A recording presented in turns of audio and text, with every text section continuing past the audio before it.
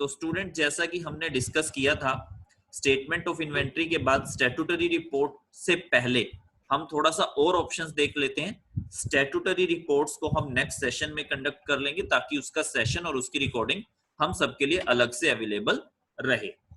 तो हम बात करते हैं सबसे पहले कैश और फंड फ्लो की। तो जैसे ही हमने एंटर किया, देखिए कैश फ्लो। कैश फ्लो का मतलब क्या है? कितना कैश बिजनेस में आ रहा है, कितना कैश बिजनेस से बाहर जा रहा है।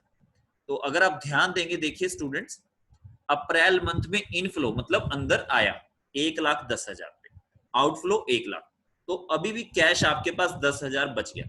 देखिए इस कैश से आपको ये नहीं पता चल रहा कि प्रॉफिट है या लॉस, पर इस कैश से आपको ये बात बहुत अच्छे से पता चल रही है कि बिजनेस में कहीं ऐसा तो नहीं कि मेरे पास कैश ही कम हो जाए और मेरे को बिजनेस चलाना ही मुश्किल हो जाए, क्योंकि कैश का इनफ्लो जितना ज्यादा होगा आउटफ्लो के बजाय, उतना कैश आपके पास सेफ रहेगा।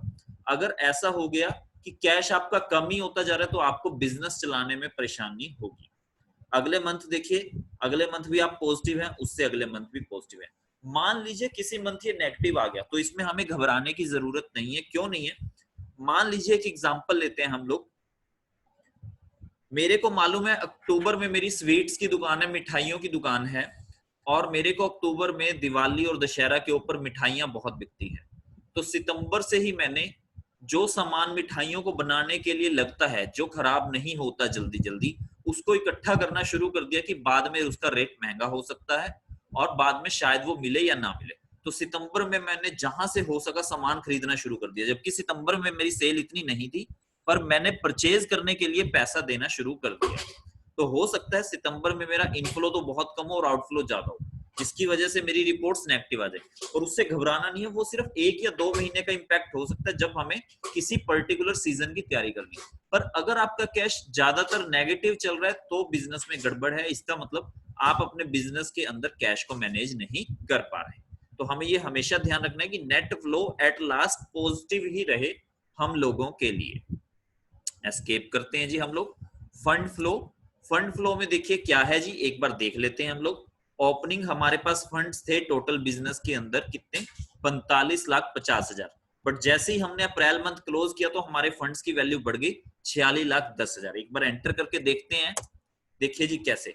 क्योंकि हमारे पास नेट प्रॉफिट हुआ अप्रैल में 60,000, तो उसने हमारे फंड्स को बढ़ा दिया, चाहे वो कैश में बढ़ाया या एसेट्स में।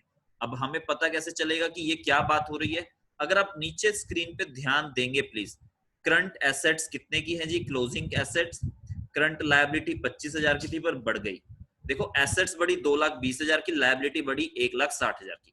तो लास्ट में वर्किंग कैपिटल मतलब काम करने के लिए जो पूंजी हमारे पास, वर्किंग कैपिटल होता है काम करने के लिए पूंजी, तो काम करने के लिए पूंजी 60,000 फिर भी बढ़ गई। तो इसका मतलब हम अच्छे तरीके से बिजनेस को डील कर रहे हैं।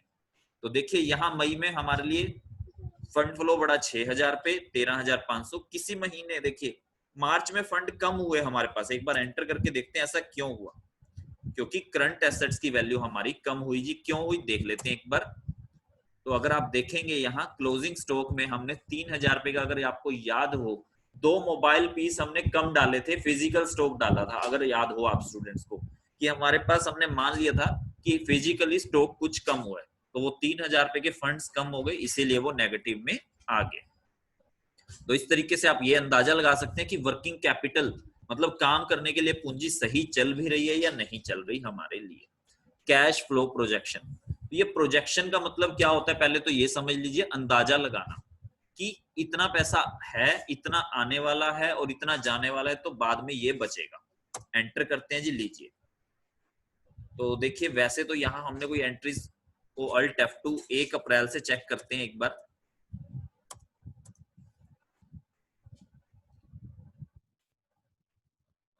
Cash flow projection 31 March to 31 मार्च।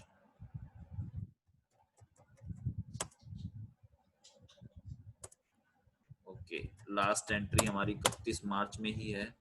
चलो कोई बात नहीं, एक बार देख लीजिए जी, मैं आपको दिखा दूं इसमें एक्चुअल में लास्ट एंट्री के बेस पे ये कैश फ्लो रहता है हमारा। रिसीवेबल का मतलब क्या है? कितना पैसा आने वाला है। बिल रिसीवेबल जो होते हैं आपके, पेएबल कितना पैसा देने वाला है। लास्ट में नेट बैलेंस, अगर आप ध्यान देंगे देखिए करंट बैलेंस को ए माना, रिसीवेबल को बी। 12,500 मेरे पास है, जितना आएगा A प्लस बी कर दिया और जितना देना है C वो माइनस कर दिया, तो लास्ट में ये अंदाजा मेरे पास बचेगा। अब हमारा कोई बिल रिसीवेबल इसमें नहीं आ रहा, तो इस वजह से हम नहीं देख पा रहे, अदरवाइज हम यहाँ चेक कर पाते कि कितना हमारा रिसीवेबल है और कितना पेबल है, उसके बाद लास्ट में क्या उम्मीद है कि कितना पैसा हमारे पास खुद का बचेगा। तो ये कैश फ्लो प्रोजेक्शन एक हमारे पास रहता है चेक करने के लिए। अब आता है स्टूडेंट्स बड़ा इंपॉर्टेंट सा टॉपिक, रिसिप्ट। तो स्टूडेंट्स आगे की तरफ चलते हैं हम लोग। रिसिप्ट्स एंड पेमेंट्स का हमारा टॉपिक है, ध्यान दीजिए, बहुत इजी सा टॉपिक है। पैसा कहां से आया, रिसिप्ट्स, पैसा कहां पे गया, पेमेंट्स। तो अगर आप देखेंगे रिसिप्ट्स में, इधर अगर आप ध्यान देंगे स्क्रीन के ऊपर, देखिए हमारे पास कैश का जो ओपनिंग बैलेंस था वो था 75,000। करंट लायबिलिटीज ने हमें पैसे में सपोर्ट की 20,400 रुपए की। कैसे की, देखिए ड्यूटीज एंड टैक्सेस के नाम पे, एक सेकंड स्टूडेंट्स,